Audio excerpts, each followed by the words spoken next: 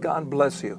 And today I'm going to be talking to you about the second sign that John writes in his fourth chapter. But before I talk about that sign, let me just tell you a little bit about the background. John is writing this gospel, and he's writing it around the year 90, which means it's been over 50 years that Christ was crucified. Not only that, but John is the only one alive. Out of all the apostles, John is the only one alive. All of them have been killed. For example, Paul, after he was imprisoned, he's taken out and then decapitated. There in prison, Paul was writing scripture.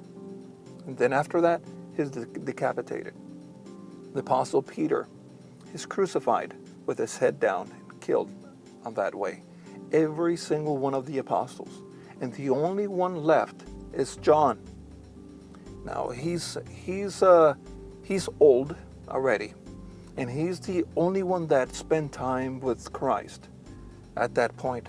So he's surrounded by Christians that are afraid of their lives, because at the year 70, the Roman Empire came against Jerusalem, destroyed the temple, and everybody just scattered around. Christians were afraid for their lives. They were being persecuted, many killed, thrown into jail, tortured. So John sits down with the Christians from Ephesus, and he begins to share these signs.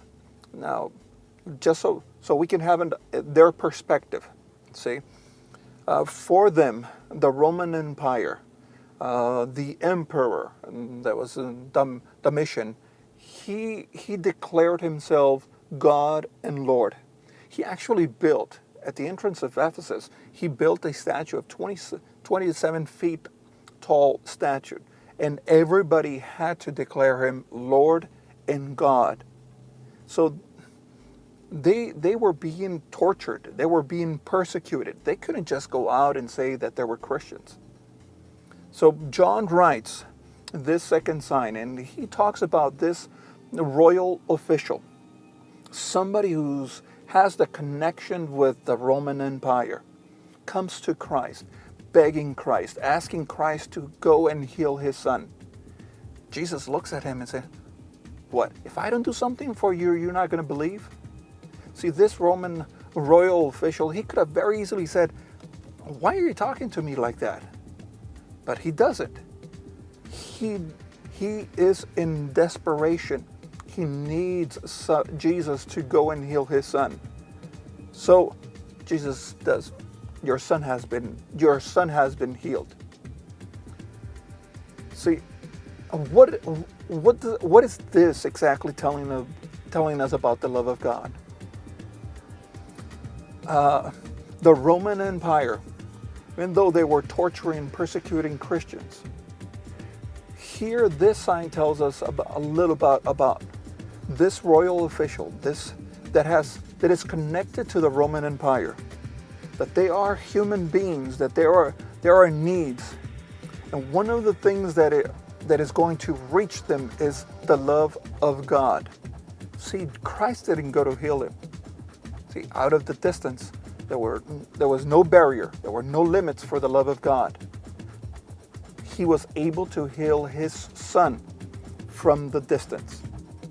So, as we look around, and we see different people that sometimes they treat us in a wrong way, or they put us down, or they talk bad about you.